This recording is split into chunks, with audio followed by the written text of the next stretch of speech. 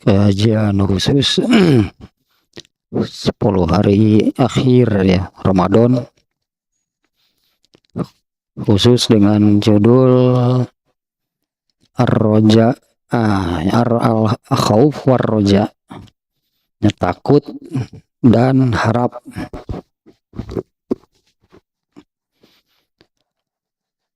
Yang kemarin ayat tentang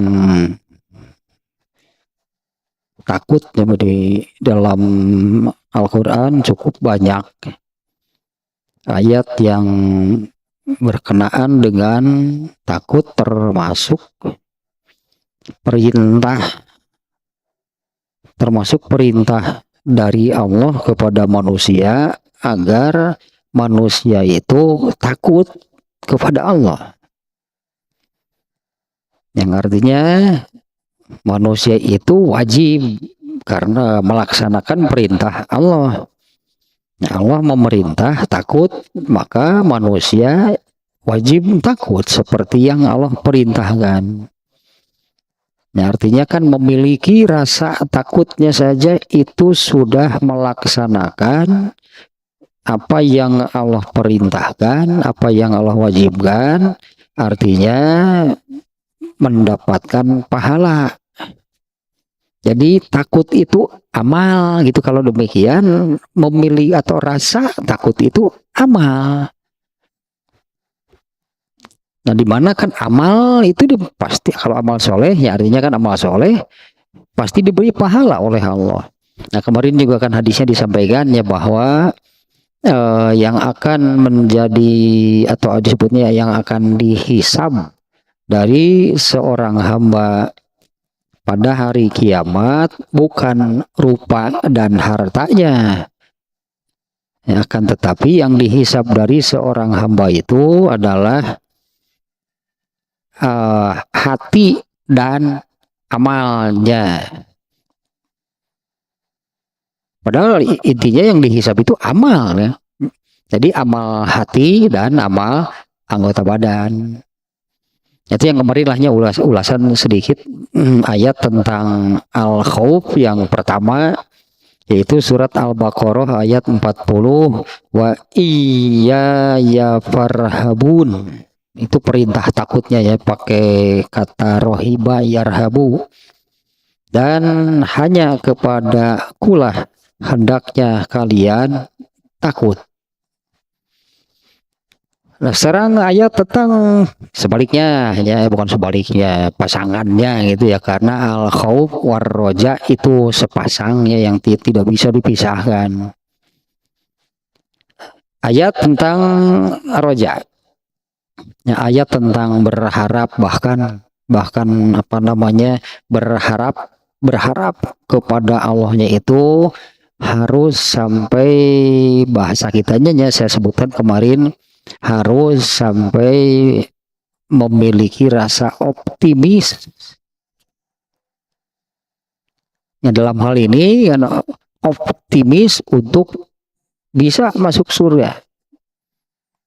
Meskipun masuk surga itu hal yang amat sangat berat, hal yang amat sangat sulit.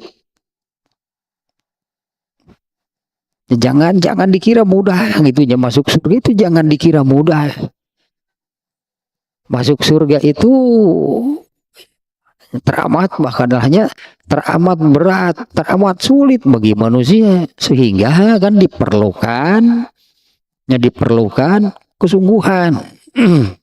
Ya, diperlukan kesungguhan itunya untuk apa namanya, kesungguhan untuk ingin gitu, mau gitu masuk ke surga, itu ingin masuk ke surga.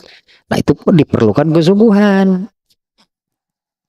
Dan ada hadis yang mengatakan bahwa Allah akan memudahkan. Ya, Allah akan memudahkan. Kebetulan kan tadi malam kan ya, kajian dengan judul doa sapu jagat, yaitu yang isinya kepada Allah itu minta fid dunya hasanah dan fil akhirati juga hasanah. Jadi memang ya inilah yang diinginkan oleh manusia. Tapi kan hasanah yang ada dalam pikiran manusia itu justru kesenangan-kesenangan, aksesoris-aksesoris kehidupan dunia yang mencelakakan. Justru itu yang ada dalam pikiran manusia. Kalau hasanah di dunia itu adalah hal-hal yang demikian. Ya segala sesuatu itu yang menyenangkan nafsunya. Segala sesuatu di dunia ini gitu yang menyenangkan nafsunya.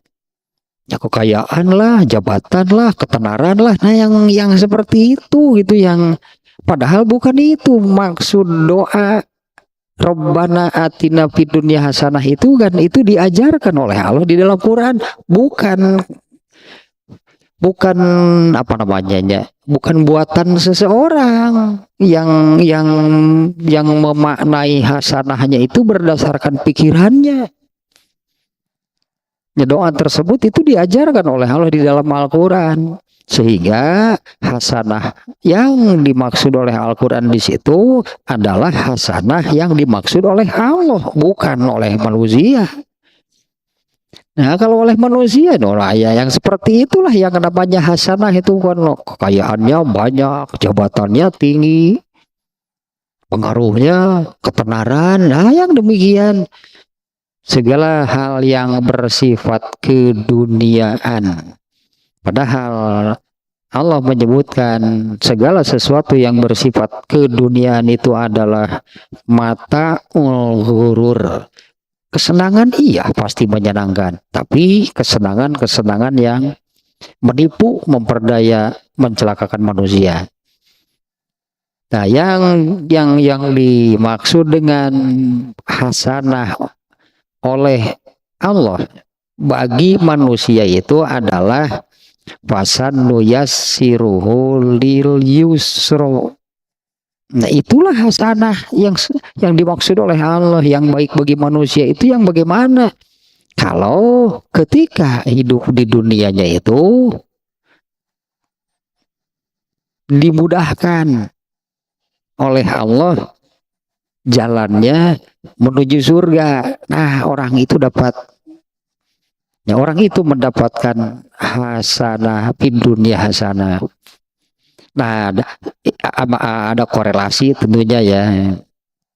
Nah, bab yang sekarang ini kan tentang ar-roja, tentang ayatnya nih. Nah, di mana ar-roja itu adalah harapan, bahkan harus sampai ada rasa optimis.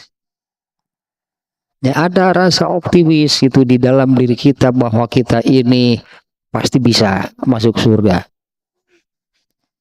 Ya, padahal itu kan untuk bisa masuk surga itu amat sangat sulit.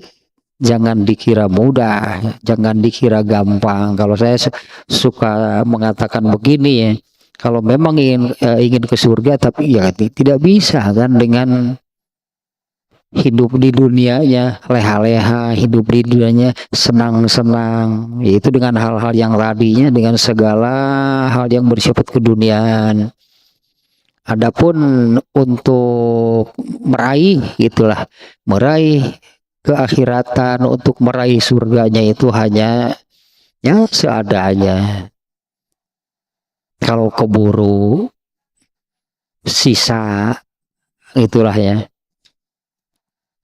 Jadi seolah-olah yang pokok yang mana, yang lebih utama yang mana, ya keduniaan. Nah, untuk urusan akhiratnya, ya sisa lah, tenaganya sisa, kemudian waktunya sisa, ya tenaganya sisa, waktunya sisa, harta kekayaannya juga. Kalau untuk surga, untuk akhirat sisa, itulah karena lebih dipentingkan untuk urusan keduniaan. Nggak bisa kan surga diraih dengan cara demikian.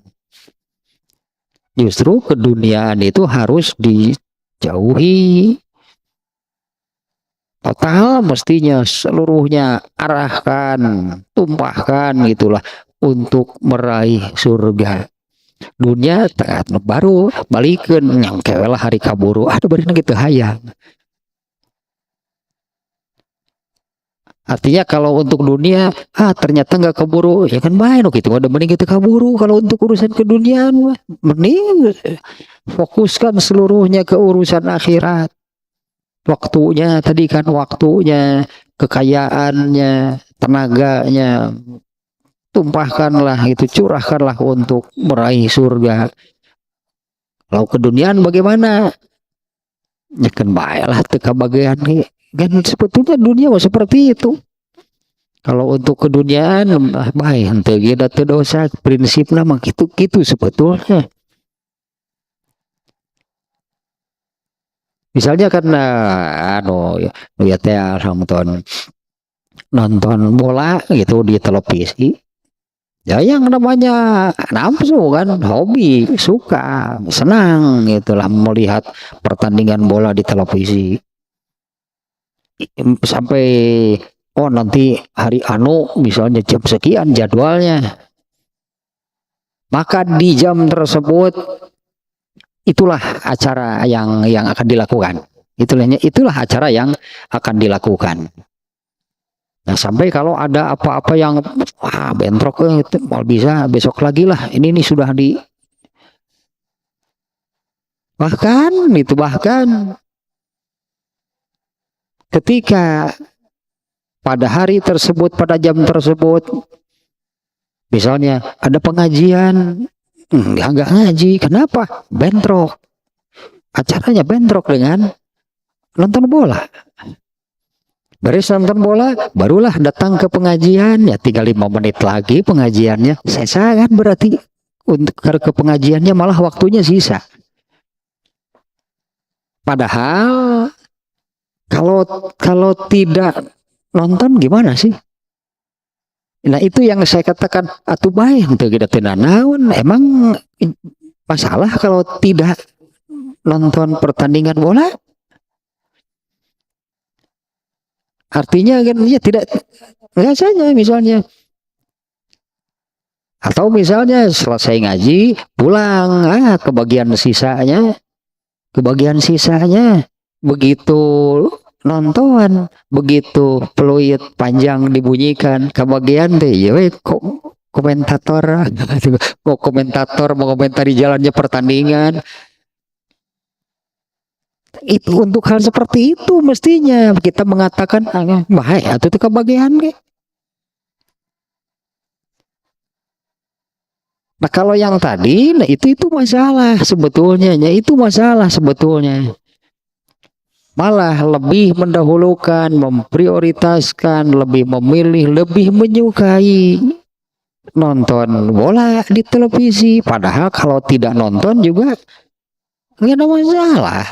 Misalnya sedang nonton mati lampu, ternyata sampai selesai kan, ternyata tidak nyala lagi televisinya. Data dosa gitu, data dosa. Nah kalau untuk hal keduniaan mestinya seperti itu. Ini yang saya katakan ya, ini Allah itu memberikan harapan. Allah memberikan harapan kepada manusia itu, milikilah milikilah harapan. Jangan sampai menjadi orang yang putus asa, tidak memiliki harapan bahwa dirinya itu bisa masuk surga. Tidak boleh gitu demikian ya. Justru Allah menanamkan harus optimis, kamu bisa masuk surga. Nah andailah seperti ini, ya tapi kan saya ini dosanya sudah sebanyak apa, sudah segede apa dosa saya puluhan tahun. Nah nanti ada ayat-ayatnya yang seorang yang sedemikian rupa pun tetap Allah tidak menutup itulahnya, Allah tidak menutup harapan kalau memang muncul, kalau memang mau lah gitulahnya, kalau memang muncul di dalam dirinya keinginan, kalau memang muncul saya mau masuk surga seburuk apapun lah keadaan saya, itu amat sangat dihargai oleh Allah. Nah ini ya ar-roja itu adalah harapan yang harus dimiliki, tidak boleh itu ya seseorang siapapun seburuk apapun katakanlahnya keadaan seseorang, tidak boleh putus asa, tidak boleh hilang harapan bahwa dirinya itu bisa masuk ke surga meskipun ya perjalanan lah jalan yang menuju ke surga itu amat sangat sulit. Ya tetapnya itu harus ditanamkan bahwa ke surga itu tidak mudah. Yang untuk bisa masuk surga itu bukan perkara mudah. Itu sangat berat. Tapi ya, dengan catatan, misalnya dengan ayat itu saja nih ya, wasan nuyassiruhu lil yusra, kami akan seolah-olah kami akan membantunya hingga tidak lagi terasa sulit. Ya wasan nuyassiruhu, kami akan memudahkannya jalan untuk menuju surga. Nah makanya ya ini masalahnya, jangan hilang harapan berarti. Ya, jangan hilang harapan, justru harus sebaliknya besar harapan bahkan optimis. Nah ayatnya nih surat Az-Zumar ayat 53. Nih ayatnya di ada 4 nih ya. Ini yang ayat yang pertama nih. Qul ya ibadiyallazina asrafu ala anfusihim la taqnatu mir rahmatillah innallaha yaghfiruz dzunuba jami'a innahu huwal ghafurur rahim.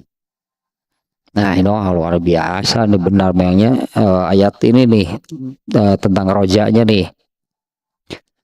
Qul katakanlah wahai Rasulullah, ya ibadiyallazina asrafu ala anfusihim. Jadi ini kan firman Allahnya, artinya Allah yang bicara gitu. Ini Allah yang berkata nih. Katakanlah wahai Rasulullah, ini ucapan Allah nih gitu ya. Katakanlah oleh wahai Rasulullah, ya ibadiyallazina asrafu ala anfusihim. Wahai hamba-hambaku. Nah di sini nanti juga ada makna mengapa Allah menyerunya dengan menggunakan kata wahai hambaku. Ya, wahai hamba-hambaku yang keterlaluan. Asrafu ala anfusihim, itu yang melampaui batas, yang keterlaluan terhadap dirinya sendiri. Keterlaluan itu terhadap dirinya sendiri. Asrofu ala anfusihim. Ya wahai hamba-hambaku yang berlebihan, keterlaluan, melampaui batas kepada dirinya sendiri. La taqnatu min rahmatillah. Janganlah kalian berputus asa dari rahmat Allah. Nah ini sangat jelas nih ya. Ini sangat jelas nih. La taqnatu min rahmatillah, janganlah kalian merasa putus asa dari rahmat Allah, dari kasih sayang Allah. Innallaha yaghfirudz dzunuba jami'a, sesungguhnya Allah mengampuni dosa-dosa itu seluruhnya. Sesungguhnya Allah mengampuni dosa-dosa itu seluruhnya. Innahu huwal ghafurur rahim, sesungguhnya dia Allah itu al-ghafur, maha mengampuni, maha pengampun, maha pemberi ampunan. Itulahnya maknanya ghafur itu maha pengampun, ya sekitar itu maknanya, bukan 3 tapi kurang lebih demikian lah ya. Maha pengampun, maha pemberi itu ampunan, maha mengampuni, ar-rahim, dan maha penyayang. Yang terkait dengan ar-roja'nya tadinya, yaitu pada kalimat la taqnatu min rahmatillah, ya janganlah kalian merasa, janganlah kalian merasa putus asa, jangan putus harapan dari rahmat Allah. Nah, kita ulas sedikit nih ayatnya nih. Yang pertama tadi tentang seruan ini dari Allah nih, ya ibadi, wahai hamba. Nah, karena di dalam Al-Quran itu kan seruan dari Allah itu beragam. Ada ya ayuhan nas, manusia. Ada yang ya ayyuhallazina amanu, yang diserunya orang-orang yang beriman. Ya ayyuhallazina kafaru, itu orang-orang kafir. Nah, kalau ini ya ibadi, wahai hambaku. Nah, seruan ini maknanya begini nih. Demikian nih. Maknanya seperti ini. Kita buat analogi. Misalnya orang tua. Nah, orang tua terhadap anak. Ya, orang tua terhadap anak, di mana orang tua ini padahal ya, ada yang orang tuanya itu ada yang menetapkan aturan. Ya, ada juga yang tidak menetapkan aturan. Misalnya secara tertulis kah lah gitunya, ini aturan ini yang dibuat orang tua ini untuk anaknya. Dan ada yang ya ada yang tertulis, ada yang tidak tertulis. Nah, apabila si anak itu melakukan pelanggaran,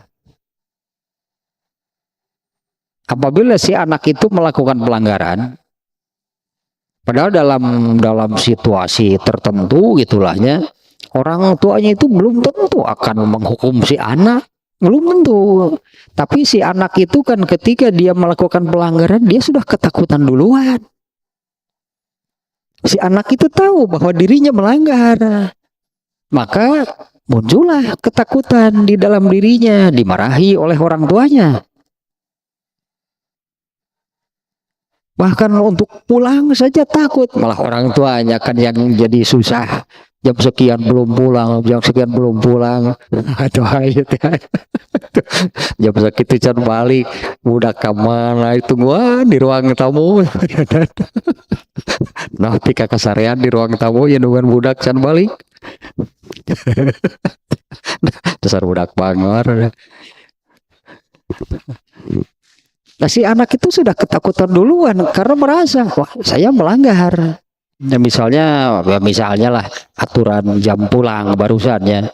Kalau orang tuanya misalnya nih menetapkan aturan, pokoknya sebelum maghrib kamu harus sudah pulang. Nah, ternyata si anak ini kan tanggung, keasikan bermainnya bablas sampai dia sedang asik main dengar azan. Nah, si anak itu sudah merasa, wah, saya melanggar. Bisa jadi si anak ini kan sampai tidak mau pulang, dia ketakutan duluan. Nah, orang tuanya tadi kan yang bingung, misalnya jam 7 belum pulang, jam 8 malam itu belum pulang. Nah, si anak ini jangan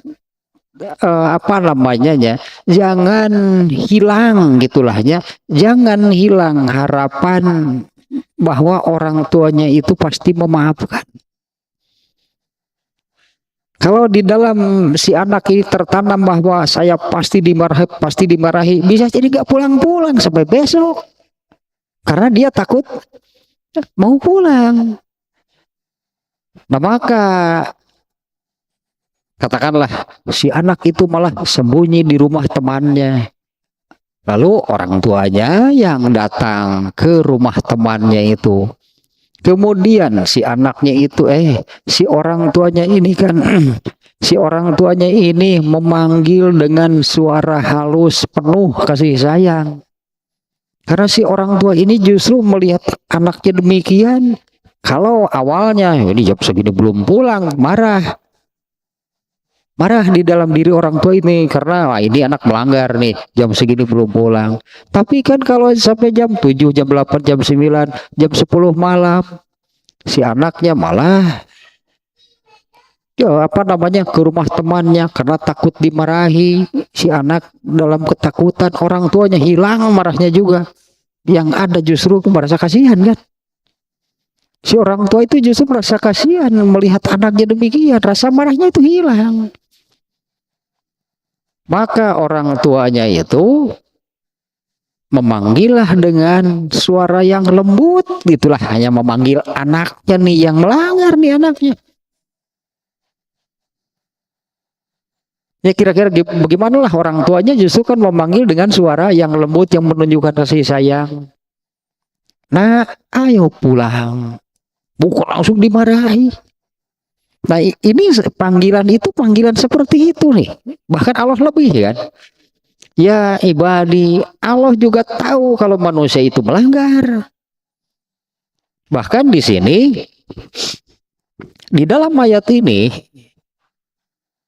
seruan ya ibadi itu kepada siapa?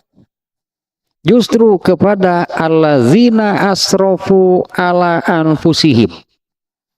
Terhadap hamba-hambanya yang keterlaluan justru dalam berbuat dosanya.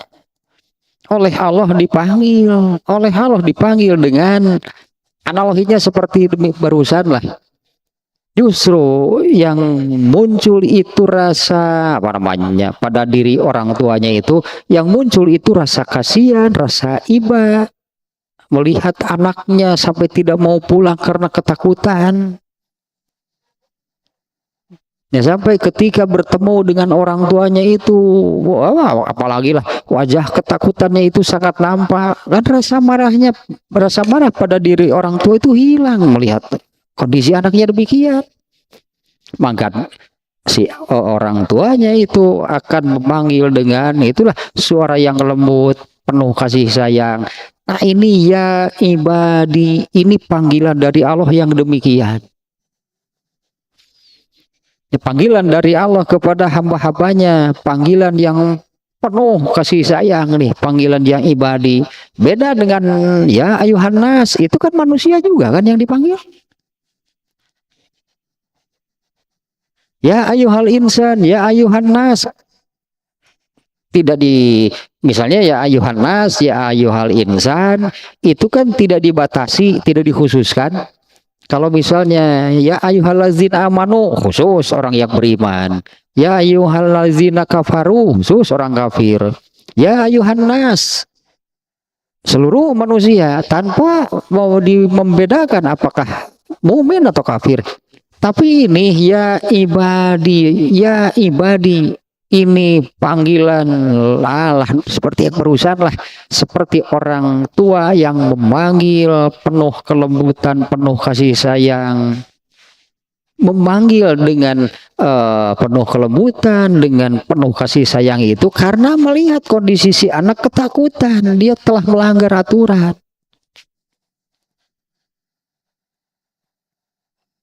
Begitu melihat yang tadi misalnya, begitu melihat orang tuanya, dia kan sembunyi di rumah temannya. Begitu melihat orang tuanya datang menyusul, tambah lagi ketakutannya, tambah besar lagi. Makin nampaklah rasa ketakutannya gitu ya. Nah orang tuanya memanggil dengan penuh kasih sayang, dengan penuh kelembutan, hilang rasa marahnya pada diri orang tua. Nah Allah memanggil dengan ya ibadi, ini panggilan penuh kasih sayang dari Allah nih kepada seluruh hambanya, pada asalnya gitu ya, kepada seluruh hambanya. Panggilan penuh kasih sayang karena kan alah jadi seperti ini nih.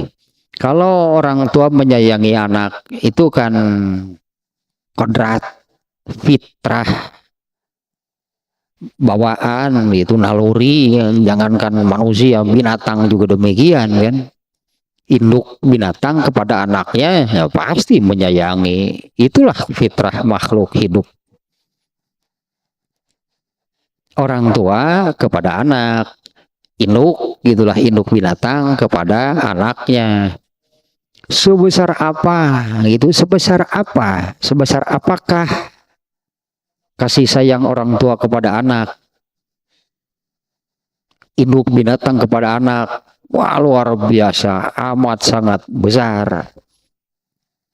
Sampai binatang ilahnya beberapa jenis binatang nih ya, rasa mengasihi, menyayangi anaknya itu luar biasa.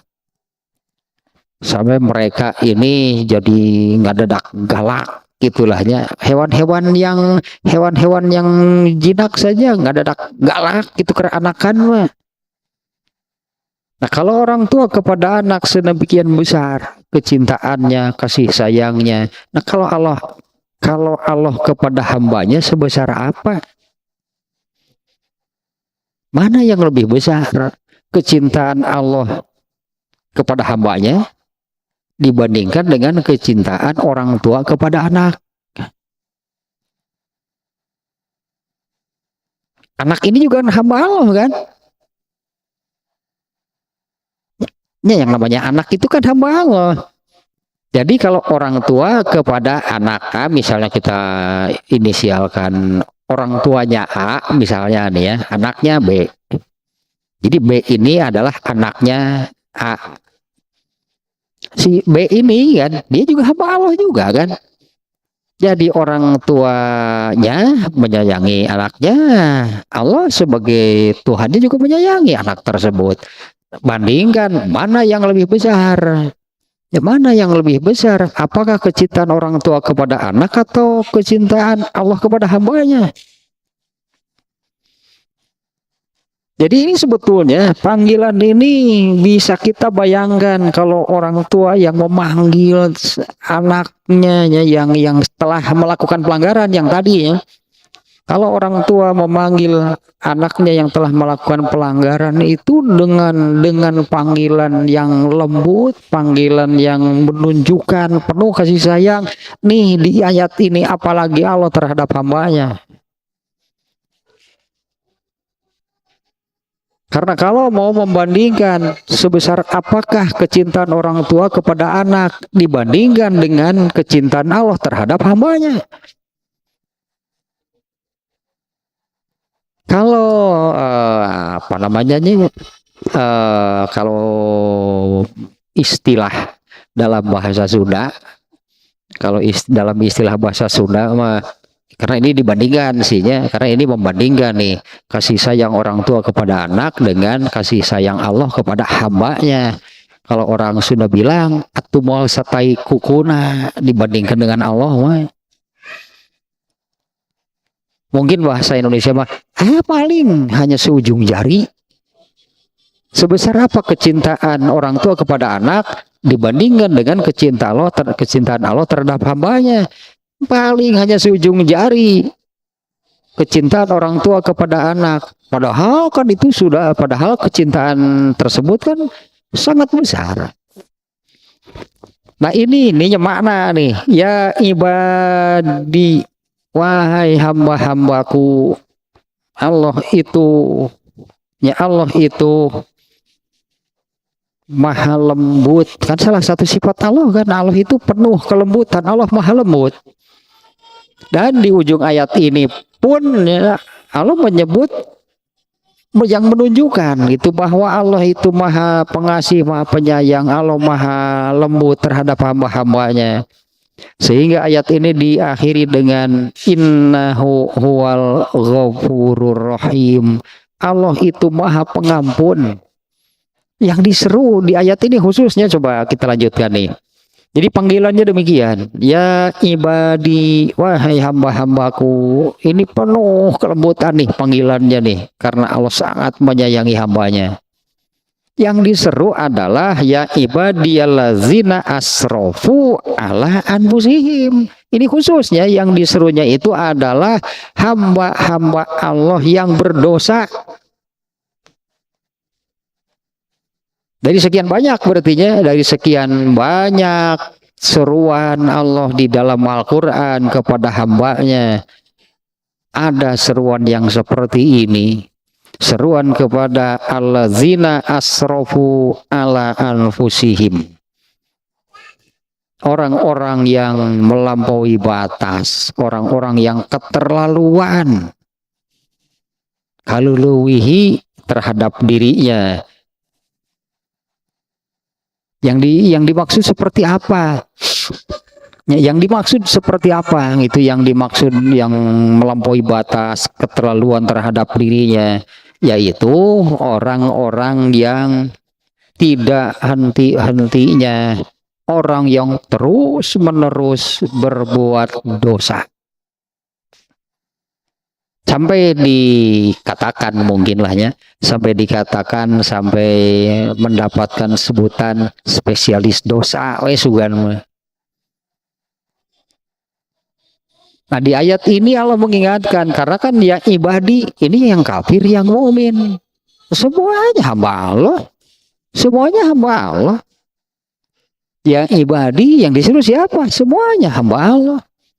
Artinya orang kafir pun andai mereka ini kemudian mau, masalahnya andai mereka ini kemudian mau menyadari kesalahannya dengan melihat, katakanlahnya, dengan melihat, wah, dosa saya ini sudah sebanyak apa, dosa saya ini sudah sebesar apa masih, nah gitulahnya, apa masih mau Allah mengampuni saya?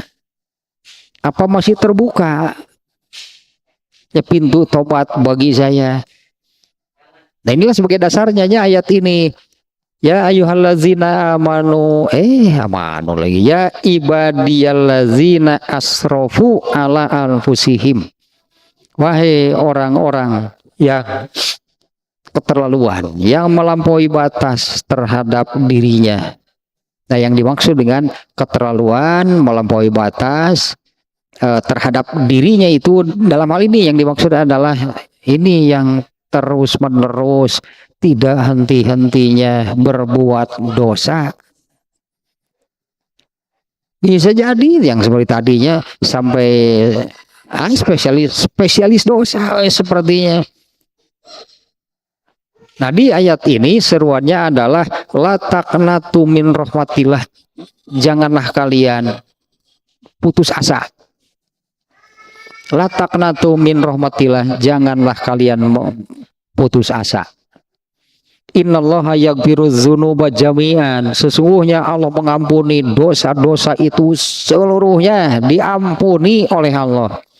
Nanti ada pengecualiannya ya di ayat yang lain, yaitu yang Allah tidak sudi mengampuni dosa itu adalah kemusyrikan. Allah tidak sudinya mengampuni dosa syirik, musyrik. Itu di surat apa yang ayat yang ini, innallaha la yaghfiru ayyushraka bihi. Sesungguhnya Allah tidak sudi, tidak mau mengampuni ayyushraka bihi, dosanya, yaitu dosa orang yang kalau dirinya disekutukan. Wa yaghfiru maduna zalik, dan Allah mau mengampuni dosa selain itu. Tapi dosa syirik juga diampuni. Yang dimaksud Allah tidak mau, tidak sudi mengampuni dosa syirik itu kalau orangnya mati dalam keadaan atau orangnya ini membawa mati, itulahnya mati apa namanya, jadi sebutannya ya mati belum, atau sampai mati dia tidak bertobat atas dosa kemusyrikannya. Nanti di akhirat orang ini diampuni nggak ada, karena dia punya dosa syirik. Adapun untuk dosa-dosa yang lainnya, nah di ini juga dia disebutkan di sini. Innallaha yaghfiruz dzunuba jami'an. Sesungguhnya Allah mengampuni dosa-dosa itu seluruhnya. Innahu huwal ghafurur rahim. Sesungguhnya dia, ya Allah itu maha pengampun, maha penyayang.